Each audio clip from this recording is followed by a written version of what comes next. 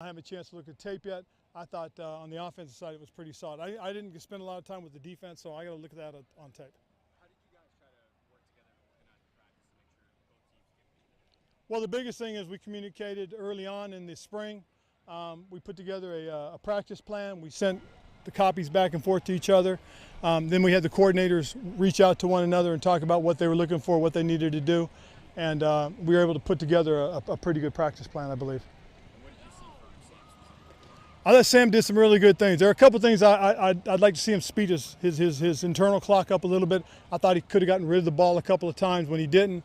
But for the most part, he made some really good decisions, good throws. I really liked the way that the offensive tempo was. I thought their upbeat practice is what we need to do, especially against a good team like Baltimore. What did you think of the level of intensity? It was really good. It got a little hot a couple times. You know, it gets a little chippy, and we can't take it personal. You know, this really is not about me against you. This is about us trying to develop and work together as teams. Hey Ron, what did you notice?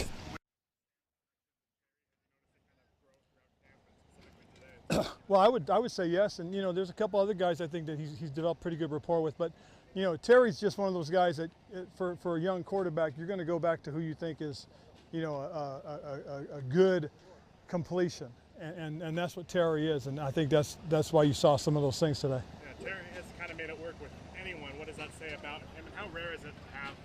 Well, Terry is special, and he understands, and he gets it, and he understands what his role is, and I think trying to create those things. Those relationships, he understands how important that is. Ron, when you talk about Sam and the timing a little bit, want to be a little bit quicker, what is that? Is that stem from facing somebody different? Yes, yes, and you know, because again, I think the security of the whistle is now off, and I think he's got to understand that, and he started to later in practice. Early on, he held the ball a little bit more than I think he should have, and I'd like to see him get rid of it quicker. Chase didn't do any team drills. Right. Are you hoping to get him involved tomorrow at all? We'll see, but for the most part right now, we're just being smart with it. Again, we've got to continue to go through it. He will come out and he will do his, he will do all of the individual, and then we'll see what the doctors say or how they're feeling about it. What have you seen from FA as he's still been in? Oh, FA's been solid. I mean, he's a guy that gives us a little versatility as well, not just an outside guy, but he's also a three technique on passing situations, does a good job with his rushes. What do you need to see more from like guys like James Williams, Casey Tootle, the guys that are? Well, again, they got to continue to be explosive off the edge. I mean, we need guys like that to get vertical and get into the quarterback more than anything else. And again, this is a good opportunity for them to work against somebody different. With multiple fields, how do you decide where to go? Oh, I stick to the offense. You know, this is the fourth time we've practiced against a team, you know, that I've been as a head coach, and all four I spend with the offensive side.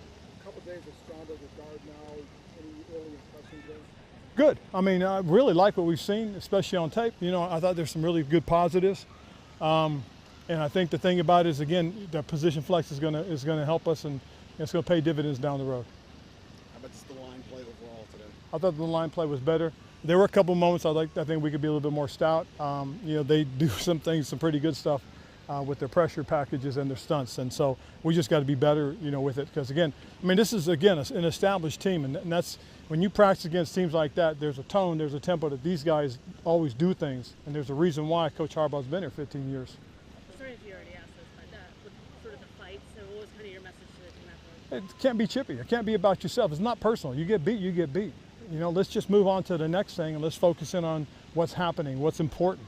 You know, we're trying to practice. Everybody's trying to get better, but you know, that the chippiness you just can't have because it doesn't make sense.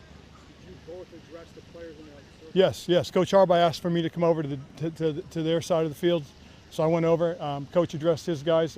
I addressed our guys, and they got back to it. Over here, you know, I complimented Coach because we had a situation. One of their guys was a little out of bounds and made a play, and their guys came over and took care of it themselves, and that I thought was really big. And I told Coach I really appreciated his guys doing that. Did you guys talk beforehand about how to handle those? Yes, we talked about it, and what we're trying not to have is a big melee that we can't get stopped. That would not make sense, and that would be inexcusable. And so we're trying to temper it, and we're just trying to make sure we constantly remind our guys that, hey, this is about practicing. This is nothing personal. Did you guys cut practice short? No, that's with the tempo. I mean, we practice fast. I think we're like 15 minutes ahead of schedule, but that's what happens when you first of all when you split it So you're not necessarily having to flip as much as you are with trying to do different things. And so we just stayed to one field, and it was very quick. Is there a group you think that benefits the most from these joint practices? Oh, I think your quarterback first and foremost. I mean, they get a chance to learn a lot and see a lot. It's a real big challenge on your defensive backs because these are a bunch of receivers that they don't know, and vice versa for their guys as well. I think for the receivers, the challenge is you're going against other guys you don't know as well. I mean, overall, I just think it's good for the team, period. What do you learn as a coach doing these, and then seeing kind of either whether it's talking to John or kind of seeing how another coaching staff works? A little bit of that. I mean, you get a chance to watch and see some of the things that they do philosophically and see how they handle those things. Those are always good to see, and I think that's important. Take two more. Ron, it seems like they do a few more dedicated special teams periods where offensive defense are kind of taking some reps. That's something you guys haven't been doing this camp. What do you make? Oh no, we continue. We do that. We have in the middle of our practices, we will go right into special teams, and they'll have either depending on the day, either 8, 10, or 12 minutes, and we'll do 2 of those during practice. And what we try to do is put them in between the action periods, the team periods, so that there is a break for certain groups of guys. Logan Thomas on the side field, is that a step for him, or is that just something where? Oh no, this is a step for him. This is a real good step for him, and you know he's been running. You guys haven't seen him, but he's been running in the on the Ultra G and the underwater treadmill, just taking some of that weight off of it right now. So he's trying to get his conditioning back before we get him out there. Dan, last one. Ron, with Sam Howell earlier back in May, a lot of it was by command of the huddle. So with that, I don't think we've asked about that as much. How have you seen that progress in games and out here? Well, you see it because you know when you get into huddle, it's about the confidence in which you put the play out there. It's about your body language and how you handle and react to things that happen out on the field. And he's gotten really good with that. I really appreciate the way he's handled himself. I think stepping up and getting in the huddle and calling the huddle plays, making eye contact with each group when he talks to it, that's important. And then getting to the line and then how he's handled, you know, the sequences that he'll go through, gathering the information, making the calls, and then going on with the play. All right, thanks, Coach. Cool. Appreciate it.